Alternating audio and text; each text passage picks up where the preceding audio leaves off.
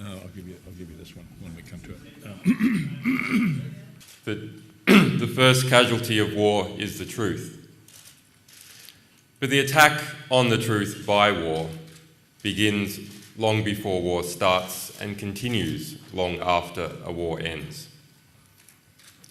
In our release of these 400,000 documents about the Iraq War, the intimate detail of that war from the US perspective, we hope to correct some of that attack on the truth that occurred before the war, during the war, and which has continued on since the war officially concluded.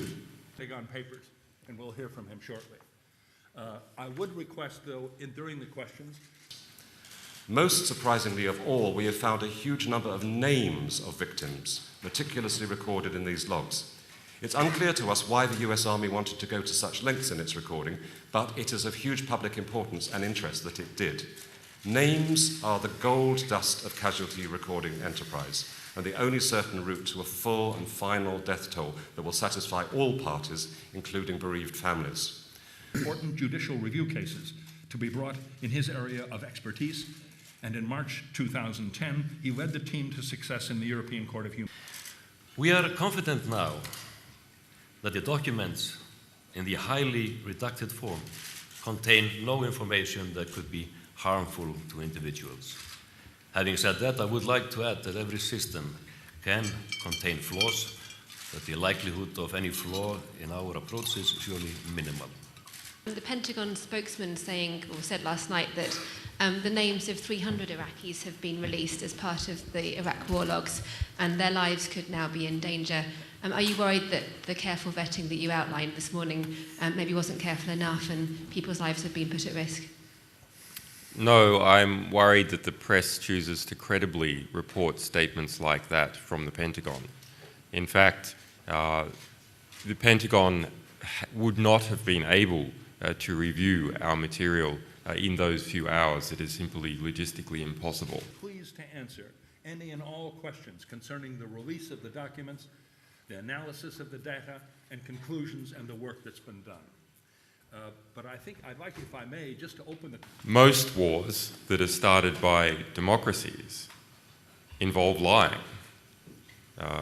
Vietnam War and the Gulf of Tonkin incident involved lying. The start of the Iraq War involved very serious lies, which were repeated and amplified by some parts of the press. Which leads us to say what?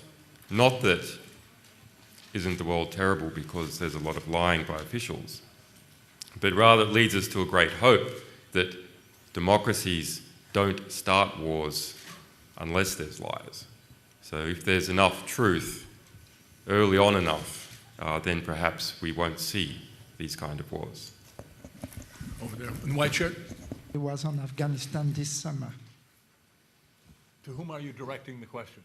And the lessons of Iraq, which are ongoing, remember this material covers significant abuses occurring during the first year of the Obama administration, can be applied to Afghanistan and can be applied to other places that Western governments may choose in isolation or in coalition to invade. Kristen Hofnesen, who became actively involved with WikiLeaks on the collateral murder video. Pinpoint who is making these attacks, and can you elaborate a bit more what this attack was about? What's needed is for people who have access to information that will help us understand this war in a way that will enable us to stop it, to show us what they know with documents, and actually WikiLeaks offers itself as the best vehicle for their doing that. Okay, thank you.